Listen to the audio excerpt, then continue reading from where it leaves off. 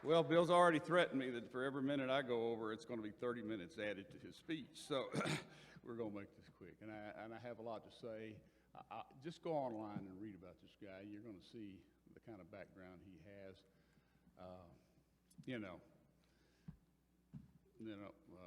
Trying to think of the word now, but it's just the coach of the year.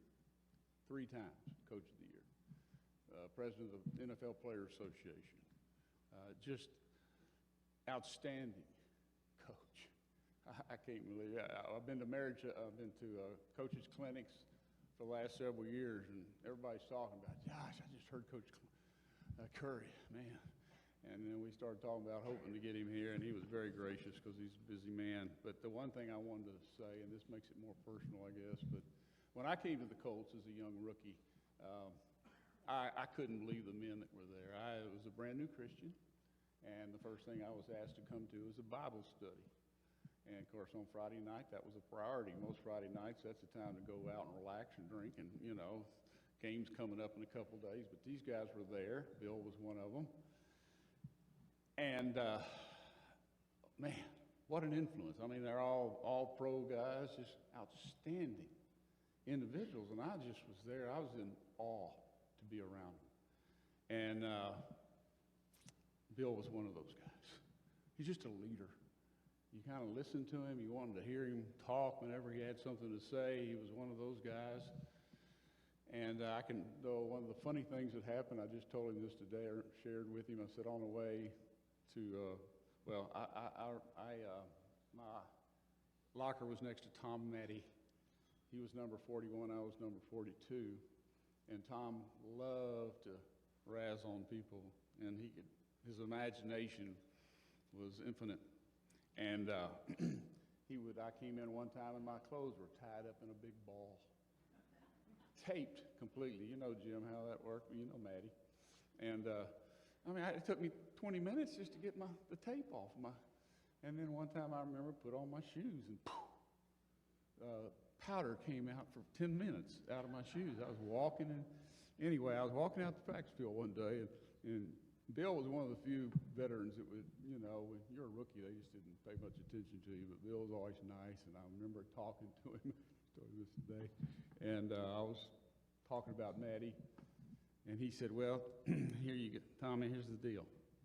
You tell Maddie that if he continues to mess with you, that I tell him that Bill Curry said he's going to tell the lineman to stop blocking for him. And, so the next time I saw Tom, he started messing with me again. And I said, I just want to tell you something that Bill Curry told me. So what did he tell you? I said, of course, Tom needed every block he could get, if you knew Tom Matt. And Coach Bill Curry said that, he's going to tell the line to stop blocking for you if you don't start being nice to me. And he said, is that right? He started being nice. He knew, he knew how important those blocks were, and I think you also added he's going to get hurt real bad if he doesn't. But ladies and gentlemen, please bring up Mr. Bill Curry. I want you to give him a good round of applause.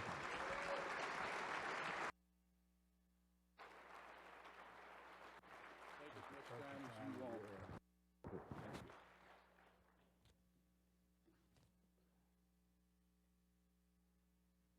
What a privilege this is. And I have to confess that I didn't understand just what a privilege until having sat here tonight and listened to the McMeans with their absolute sincerity. I had several zingers planned for them, but I'm not going to use any of them because what came out of their mouths was too important and too lasting and warm. Jim and Pam Ward are here. I was in their wedding just the other day. And it's 47 years that they've been married. Let's give them a round of applause.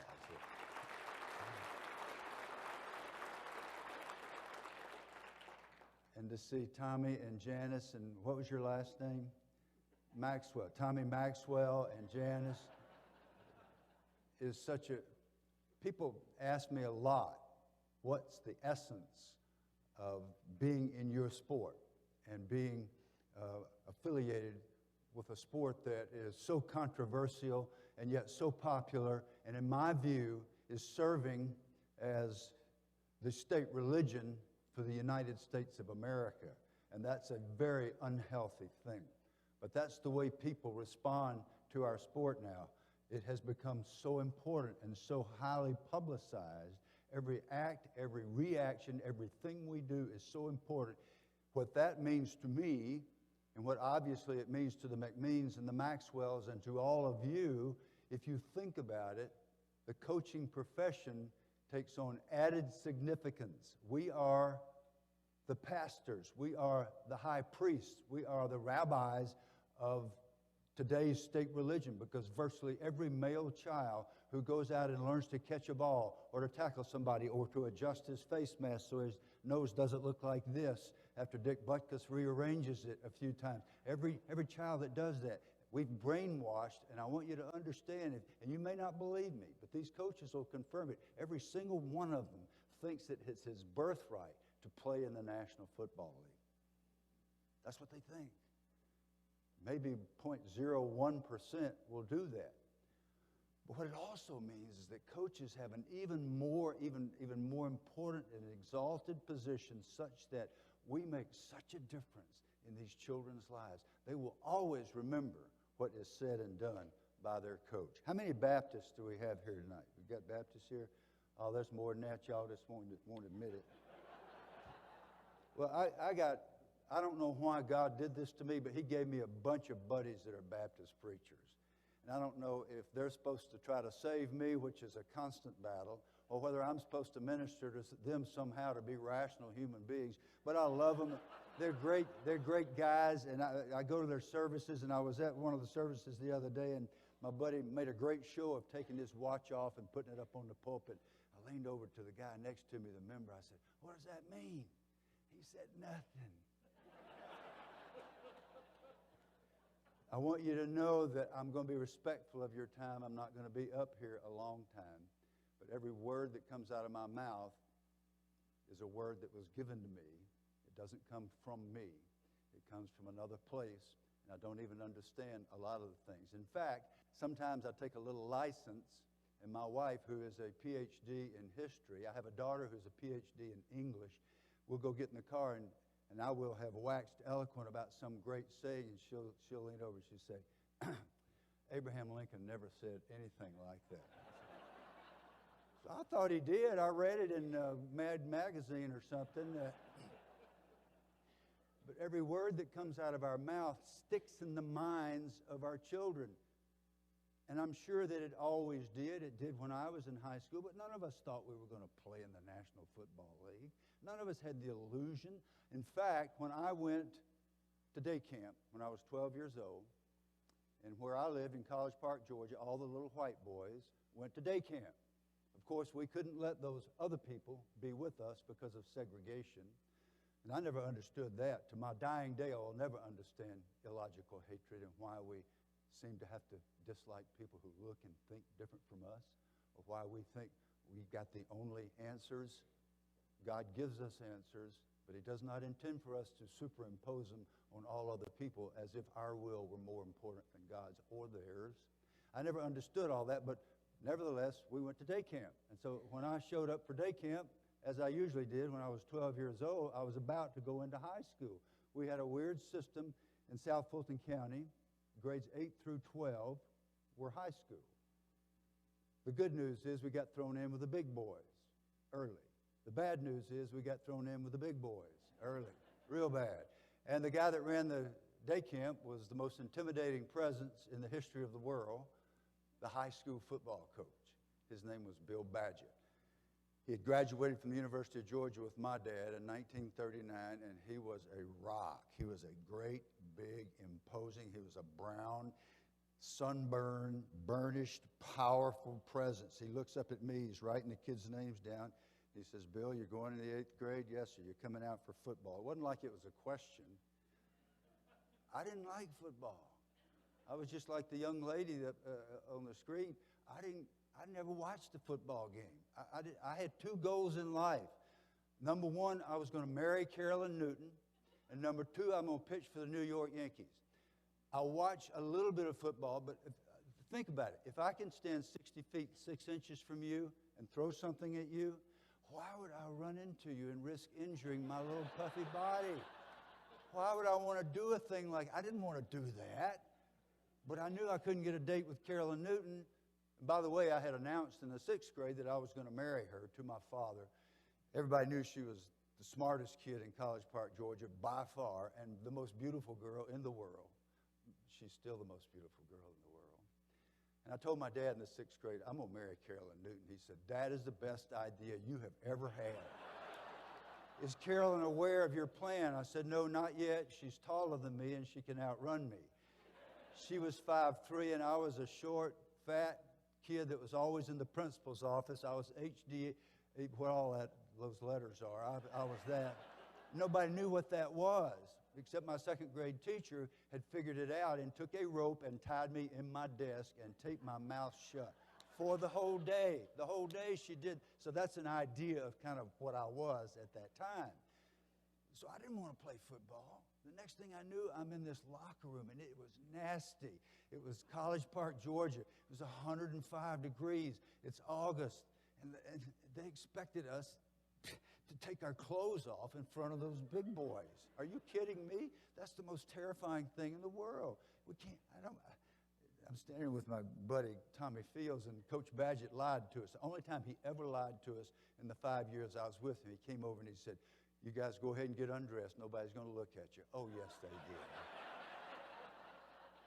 Actually, he said it a little different from that, but we're in mixed company. I can't tell you. Well, it got worse. They gave us these nasty things to put on our bodies. I mean, pads and these heavy shirts and thick wool socks and shoes that were too big, high tops. And Whitey Ford didn't wear high tops. Yogi Berra didn't wear, Mickey Mantle didn't wear high tops. What am I doing with these things? So we end up going out on the practice field, and instead of getting better, it got worse. We run and dive on the ground with our helmets and smashing our faces and running into, and there's screaming and whistles and profanity and ugly, terrible. And I thought, I'm just going to quit. That's what I'm going to quit this. Just like I did anything else that was really hard, that's what I'm going to get out of here. I'm not doing it. I could see the baseball. The other thing that was cruel, my baseball field's right up there. I can go back up there where I belong. I'm just going to quit. But I had a problem with the quitting thing, you see, because my father lived at our house. You didn't quit nothing at the Curry household. Now, you didn't have to go out. He didn't make me go out. But if you go out there, whatever it is, you're not going to walk away from your teammates. And I began to learn in that process, as much as I hated every minute of it, I just began to learn the process of team and coach. And that's why this ministry means so very much the way God's using it. And I had no idea, I didn't have a clue, Tommy, how wonderful this is. Because there are a lot of little boys that get caught in situations like that and don't know what to do. Even though my dad had been tough and we had been taught all this discipline, it wasn't like being out there and being hit like that and not having water and not having any sort of nobody to take up for you. And it got worse still when they began to assign positions. The assistant coach, Jesse Shaddix, takes us off. We only had 11 new guys. It was a small program. He begins to assign positions after they watched us for a couple of weeks. So he says, Tommy, you be the quarterback because you got a good arm. Richard, you be the fullback because you're big and fast. And so based on physical merit, they began to assign positions. And all the good positions are taken. And finally, there's only one position left. And it's the position nobody wanted to play. And one short, fat, future New York Yankee standing over there picking my nose. I didn't care what they did with me. I was trying to think of a way to get out of there anyhow. And Coach Shaddix said a brilliant thing. He said, Bill, I guess you're going to be the center. And I thought, no kidding, Shaddix. Actually, I thought something else, but the ladies are here. I was a 12-year-old male. So I walk over, trudge over to the center position. Then he handed me a football, and he said another brilliant thing. Well, Bill, I guess you're going to have to learn to hike that ball. And I thought, no kidding, Shaddix. Somebody's got to do that. A fate worse than death, right? Wrong. that which appears to be the worst possible thing that can happen to you might be the best if you persist and if you ask God to help you. Sure enough, I had to learn to hike that ball. And then now that process, folks, if you had never thought about it, you want me to do what? This thing, it was inflated to 13 pounds per square inch. And by the way, since I hiked a football every day for the next 20 years, I want you to know that the footballs at all times were properly inflated when I did it. So you got to take this thing that's so hard, and you want me to pull it where? Really hard? And Tommy Fields is going to put his hands, are you kidding me? Coach, what if he moves his hands early? What then? This is a complex transaction we're contemplating here. I'm not sure this is really what I was intended to do with my life. So a fate worse than death for short, fat, lazy Bill Curry, right? Wrong. A few years later, I learned to hike that ball to Billy Lothridge at Georgia Tech. At the end of my senior year in the Senior Bowl, I learned to hike that ball to Joe Willie Namath. And a few months after that, I learned to hike that ball to Roger Staubach and John Hewitt and Bob Timberlake and Craig Morton.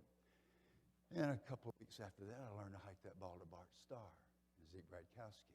And 2 years after that, I learned to hike that ball to John Unitas and Earl Morrill. And in various other games and on various other teams, I learned to hike that ball to John Hadle and Bob Greasy and Dan Pastorini and James Harris and Darryl LaMonica. That which appeared to be the worst possible thing for short, fat, lazy Bill Curry was the only position in all of sport that would have allowed me to have a spot on the team. I even got to hike that ball to Jim Ward. What a blessing. And it was. What a blessing. Some of the greatest, not just athletes, not just quarterbacks, but some of the greatest people in the history of sport. I was allowed to be in the huddle with them and to be their protector. Nothing happened until the exchange happened between the quarterback and the center. For all those years, I was allowed to hike the ball and be run over slowly. That was my job. It allowed me to contemplate a college education using the athletic talent that had been developed over a period of time. And I started thinking about where to go to school. It was assumed I'd go to the University of Georgia because that's where my father had gone to school. I got out a map and I realized that Georgia was not the closest campus to Agnes Scott College, and that's where, guess who was going to be? Carolyn Newton was going to be at Agnes Scott, so I wasn't going very far. So I quite mistakenly selected Georgia Tech. My high school counselor, I told Tommy and some of the other Tommies today and Danny about my high school counselor. Ms. Ruby Crow called me and she said, Bill, I understand you're considering Georgia Tech. And I said, yes, ma'am, I am. She said, don't. I said, don't what? She said, don't consider Georgia Tech. And I said, why? She said, well, Bill, you're not a stupid boy, but you have frolicked all the way through high school. They take calculus and physics at Georgia Tech. They got national merit scholars. You won't survive 2 semesters at Georgia Tech. So I thanked her and went down to the library and looked up the word frolic. She was right. Coach Badgett had pushed us to do our work in school. He was our health teacher. By the way, he taught us that it was impure to kiss female human beings. He said, you're better off kissing your dog because they have enzymes that cleanse their saliva. So if you want to kiss somebody, kiss your golden retriever. Don't be kissing these girls around the school. So I already had a good education. So I end up at Georgia Tech, and Coach Bobby Dodd. Coaches make all the difference. Coach Badgett, for all his ferocious nature and for all the difficulty and the physical pain that we endured, and things were not as sophisticated, and yes, we took some risks that we probably shouldn't, but we knew he loved us. So you go to Georgia Tech, and Coach Dodd, his very first day, says something like, now, men, if you're not a good football player, that's not your fault. That's my fault because I invited you here. We're not going to abuse you. We're not going to kill you on the practice field. We're not going to try to run you off. We were in the Southeastern Conference at that time, and a lot of schools were running players off. It's sad, but that's the truth. They'd sign 60 kids and run 30 of them off. Coach Dodd never would do that. He said, we're going to love you and we're going to keep you here, but there's one thing you must understand. You will go to class or you'll regret it the rest of your life. Well, he was such a nice man. I thought he probably didn't really mean that. And they gave me chemistry at 8 o'clock in the morning, and Dr. A.C. Top is speaking a language that I did not recognize. And I thought, gosh, there are 100 kids in the class. They'll never know I'm going to sleep in. Guess what? Next day, my name is on the bulletin board. Bill Curry, report to Grant Field, 5:30 a.m. Wednesday morning in your running gear. About the 50th time I'm dying, running up and down the west stands at Georgia Tech. I decided that chemistry at 8 o'clock in the morning was a wonderful pursuit. And that's a cute little story. And all the parents chuckle. And all the coaches kind of smile. But here's what matters. I never cut another class. I loved my football coach too much. He loved us too much. I could not let him down. I graduated from a place, and Ms. Crow was right. I didn't belong at Georgia Tech, but I learned that if you'll sit on the front row and take notes and actually read the notes before the test, that works. You can compete with people that are ahead of you if you will, if you are willing to spend the extra effort. That is coaching. That is love. That is God's plan for those of us that go into the huddle and are nurtured and embraced by great human beings who give themselves over to God's will in their own ways, because the ways are as different as there are grains of sand on the beach. Because my next assignment was about 1,000 miles north. Now, meanwhile, I encountered for the first time in my life a group that I came to call the Fellowship of the Miserable. Fellowship of the Miserable, those folks that love to tell you what a terrible day it's going to be and why you don't need God. You don't need this Christian stuff. You don't need this positive thinking stuff. You don't need all that because it's going to be a bad day anyhow. And you know the world's terrible and we got terrorism. And at the time we had the Soviets and the nuclear threat. And they remind you of all those things, hoping that you'll fail. And I didn't understand those people. They said, Curry, you can't go to Georgia Tech. You're too dumb, son. They constantly reminded me of that. So now it's 4.5 years later. I have a diploma from one of the toughest schools in the world, largely due to my football coach and my future wife. Well, by this time we were married. She was at Agnes Scott, and I really got to be a good student after we married. And that was not a coincidence either. Now I got a diploma from Georgia Tech, and the Packers shocked everybody by drafting me. Now, they had 20 rounds in the NFL draft, and I'll let you guess what round a 212-pound offensive center is drafted. Coach Lombardi had drafted me in the 20th round. He turned to his personnel guy, Pat Pepler, said, Pepler, we've drafted 19 players. It's 2 in the morning. I'm exhausted. I'm going to bed. Do something humorous with the 20th selection. They did.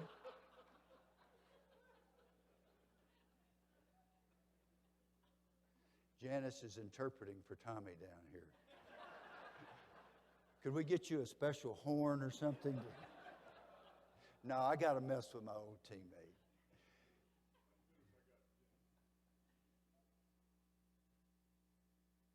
The Fellowship of the Miserable. I'm not making this up. They said, Curry, don't try to play in the NFL. You're too smart. What? Wait a minute. You can't have it both ways. I was too dumb. Now I'm too smart. And I figured out there are people who don't want you to succeed. And they will get in your head and they'll get in your heart and they will infect your spirit and they will crush your faith if you allow them. Because if you listen to the Fellowship of the Miserable, however tough and strong you are, if you're with them enough, you'll become one of them because they're incredibly clever, seductive recruiters. So beware the Fellowship of the Miserable. So finally, I had talked about this so much. One of my players one day, after I've been coaching about 10 years, it never occurred to me to tell people, what do we do about the fellowship? Do we hate them? Do we just kick them out of our lives? No. So, Coach, what do we do with the fellowship? I always knew if we were going to have a good practice as a coach, because on the way out, one of my guys would say something like, well, Coach, nobody in the fellowship today. I knew exactly what he meant. That meant there was an upbeat feeling in the locker room, and we didn't have to motivate people to get them started practicing. That was always a good sign. The FOM, the fellowship of the miserable. Nobody's in the fellowship. We have a choice every day with every decision we make whether or not we are to be. You see, there are two pains in life, the pain of discipline, the pain of regret. You choose, I choose, and it makes all the difference. So I had to develop a strategy for the fellowship. Well, what are we going to do about them, Coach? I said, here's what I think. And this is just a proposal, and you develop your own plan. We love them, we pray for them, we avoid them. Understand? I know you don't have anybody in your family that's a member of fellowship, but I got some. I got some people that I dearly love. I can't talk to them on the day of competition, or if I've got to make a speech like with you, I can't talk to them that day because they're going to tell me something terrible that's going on in their life and mine. So we love them, we pray for them, and we don't become them. But we can be a witness to them by how we live our lives to show them that everything's not miserable. Everything is not going to turn out poorly. And we can beat the odds. And we can learn to do those things that other people don't think we can do. So I report to the Green Bay Packers, and guess what? Coach Dodd had been this incredible Southern gentleman. Coach Lombardi was not Southern. You understand? Your religion, your family, and the Green Bay Packers. That's all you'll think of. Why? And he talked like this here. He's from Brooklyn. He talked funny. He was a Catholic. He was a Yankee. He was an Italian. He was everything we were supposed to dislike, except that he was not a person of color. If he had been a person of color, he could have run the whole rainbow gamut of where we were supposed to be illogically hating people. We weren't supposed to like people like that. And so I fell into the trap. I joined the fellowship of the miserable. I didn't like Coach Lombardi. I didn't like his profanity. I thought that was hypocritical. I went to Bart Starr, our great quarterback. I said, Bart, please tell me. Somebody said Coach Lombardi goes to church every day. Ain't no way this guy's a Christian. Of course, us Christians never judge each other, do we? I was being so judgmental. I said, this guy can't be a Christian. Bart said, oh, no, he's very devout. He goes to Mass every single morning. He's utterly sincere. But Bill, when you've been working for this man about 3 weeks, you're going to realize this man needs to go to church every day. And maybe we all need to go to church every day. I was wrong about Coach Lombardi. I was asked about Max McGee today when we had our lunchtime. And I said that I might tell this story tonight. Max McGee was a great, great player that was with the Packers for like 14 years. Paul Hornung was his more famous running mate, and they got out and got themselves in trouble a lot. They ran the streets. They were also great players, so they would just pay their fines if they came in late for curfew or what have you. And Lombardi was tough on them, but he obviously kept them on the team. In the NFL, that's what you do. One day, they're in the locker room, and they're having this argument. They were both Catholics.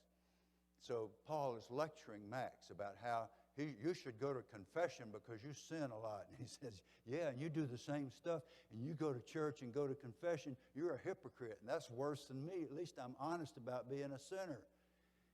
And so Paul spots me. I'm over in the corner. I'm trying to eavesdrop without being noticed. He said, hey, rookie, come over here. You're our resident theologian. You study that theology stuff, don't you? I said, well, sort of. Yeah, I had an entree with the veterans, so I was going to make a big impression. So he says, well, let's solve this thing for me now. Max sins, terrible sins. I mean, terrible. And he doesn't confess. So isn't he going to go to hell? Isn't he doomed? And Max said, yeah, that's just what I need is a sermon from a hypocrite. You do the same things I do, then you go to church and go to confession. And Paul said, well, isn't that how the system works? I love to sin. God loves to forgive sin. Don't you think it's rather admirably arranged? So here's my chance to impress the veterans. So I pull myself up to my full ecclesiastical height. And I said, well, Paul, that's not between you and me. And that's not between Max and me. You know who to go to with a question like this? And McGee said, oh, you're going to bring Vince into this thing too. But Vince was not my biggest problem. We had a middle linebacker named Ray Nitschke, who became an NFL Hall of Famer, well known for having the baddest forearm in the league. He broke my face mask and my nose and knocked me out. That was the first day. And I had to make a decision. The decision was, do I want to hit him again? I decided I would. I decided I'd hit him again, and I decided I'd hit him again, and again, and again. I decided I would hit him until I could play football like Ray Nitschke. God gave me the will. I was so anxious to make that team. I've got 1,000 awful, sinful flaws, but I have one redeeming virtue. If I'm on your team, I'm going to give you my heart all day, every day, the best I can. Well, I never got to be half as good as Ray Nitschke. But what I did do was to become the best player that I could be with the limited talent that God gave me. It took years, and I didn't get it at the time. I just knew I had two choices, two pains in life, the pain of discipline, the pain of regret. You choose. God doesn't make that choice for us.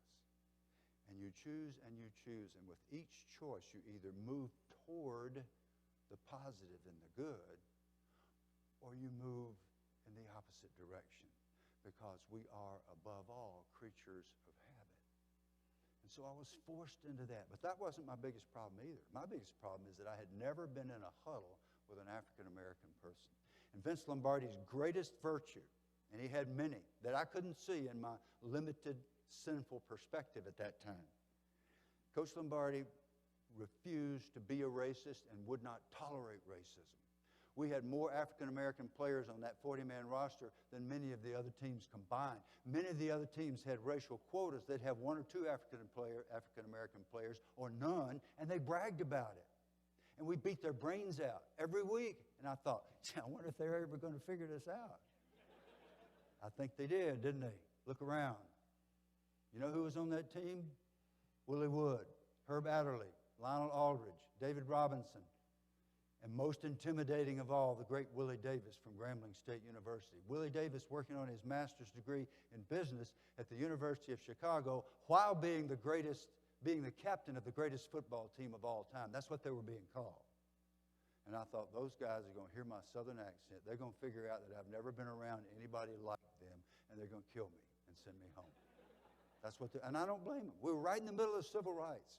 So I'm walking out of the dorm in that state of mind. Oh, and another thing, we're in Wisconsin. It's August. It's 42 degrees. That ain't right. Everything was alien. My Carolyn was 1,000 miles away. I was homesick. I was scared. I had to face Nitschke again the next day. I didn't know what was going to happen. I'm walking out in the dark, and a voice came from behind me. Bill, I thought it was God. I just collapsed in the grass. It was Willie Davis. He said, I'd like to speak to you. And I said, oh, no. This is it. He's going to tell me to go home. I don't want to go home. I don't want to be embarrassed. What is it? He said, Bill, I've been watching you at practice. You got a chance to make our team. I really like your effort, and I'm going to help you. I said, you're going to help me? He said, yeah. He told me the story of his early in his career. The Packers, Lombardi's playoff record was 9-1, and the one game they lost was to the Eagles in the World Championship before the leagues merged. Willie said, I walked off the field in Philadelphia that day, and I knew I had not given my very best. And I made up my mind that will never happen to Willie Davis again. He said, Bill, when you come on our practice field tomorrow, he said, don't leave any regrets on that field. I left regrets on that field, Franklin Field in Philadelphia.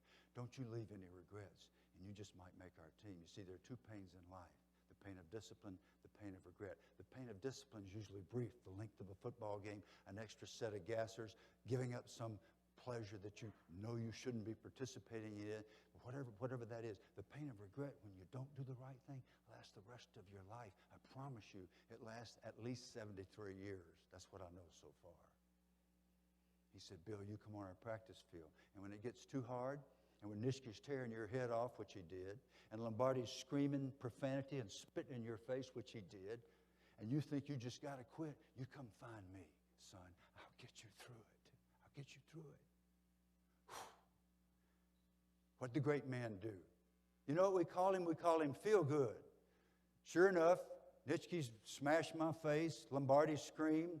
I felt like crying. I felt like quitting. And I'd run find number 87. I'd say, how you feel, old man? He said, feel good, man. Feel good. You can do it. You can do it, Bill. So what did the great man do for the terrified white kid from College Park, Georgia? He didn't just help me to make the Green Bay Packers. He didn't just promote me such that I got to play in a bunch of Super Bowls. He changed my life.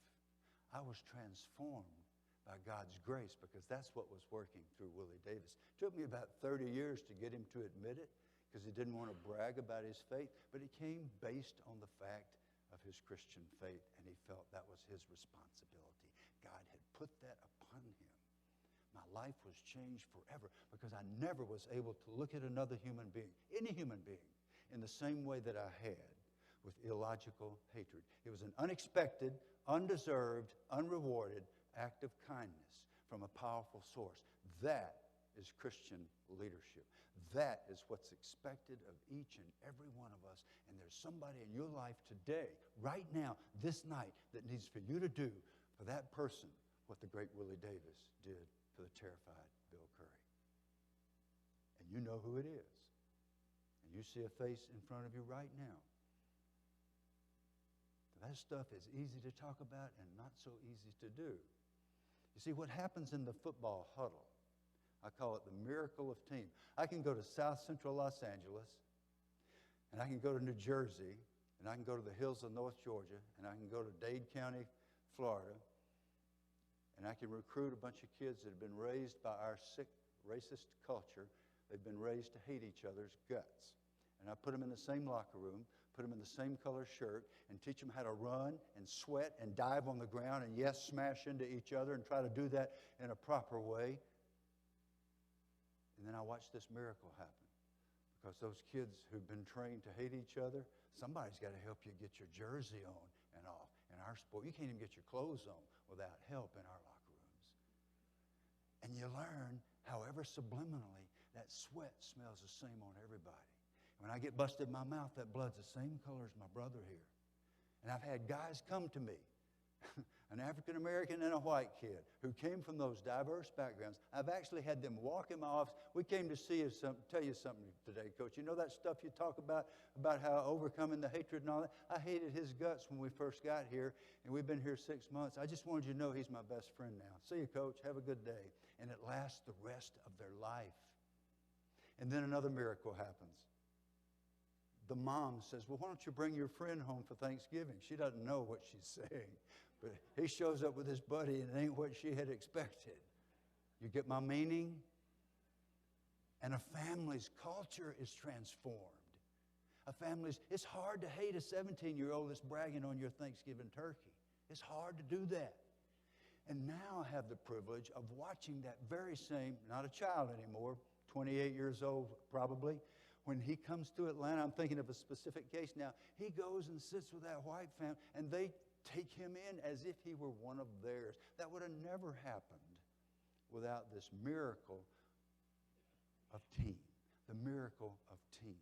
And that's what your organization does every single day. The most important leaders in America are sitting in this room right now. Lives are transformed. I didn't know it was an average of 22,000 kids. Is that what we heard tonight? I didn't know that. I'm glad to learn that number. That's incredible. Not anybody else in our culture is able to do that. When you ask kids, what do they remember? Do you remember what your physics teacher told you? They don't remember squat. Ask them what the coach said, and they can tell you everything the coach said. Everything that comes out of your mouth, those guys remember, and those young ladies remember. So what's the eternal hookup here? Is there one? Yes, there is. What really matters, what really lasts, what comes into the huddle and transforms hearts such that it is never forgotten. Listen carefully. When he saw the multitudes, he went up to a high place. When he had sat down, his disciples joined him. Then he opened his mouth and taught them, saying, Blessed are the poor in spirit. Theirs is the kingdom of heaven. Blessed are those who mourn. They shall be comforted.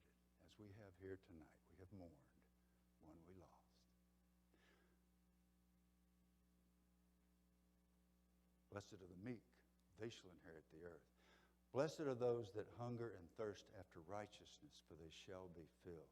Blessed are the peacemakers, for they shall be called sons of God. Blessed are the pure in heart, for they shall see God. Blessed are those that are persecuted for righteousness' sake. Theirs is the kingdom of heaven. Blessed are you when they revile you and persecute you and say all manner of evil against you falsely for my name's sake. Rejoice and be exceedingly glad, for great is your reward in heaven. For thus were the prophets persecuted who came before you. You are the salt of the earth. But if the salt has lost its flavor, what good is it? It's good only to be thrown out, trampled underfoot by men. You're the light of the world. A city set on a hill cannot be hidden. Neither do we light a candle and put it under a basket, but rather on a lampstand, so that it can provide light for all who are in the room. Let your light shine, so that men can see your good works and rejoice and praise your Father who is in heaven. Now, a rhetorical question as we close. Who was the coach of the year when those words were spoken? Who was the most beautiful and the most powerful woman on the face of the earth? Who won the chariot races? Who was the Super Bowl champion? Who had the most victories when Christ spoke those words on a small mountain in the northern part of Galilee? Who sat on the throne in Rome? We don't know. We don't care. So what really lasts? What really abides? The words of the Master, whispered down eternity for you and me. Let your light shine. Let your light shine. Now, that glow that comes out of every heart is in you every day. Whether we squelch it or whether we offer it is our decision. But we know a few things about that. And the most important one for us in this context of what we're doing here is when we join forces, when we transcend our differences and put away our petty grievances and join, magic happens. The magic of team, the magic of the Holy Spirit. So I'm going to ask you to take that gift of yours and join it with the person next to you, just around the tables. Join hands, and we're going to close with a scientific fact that you probably already know.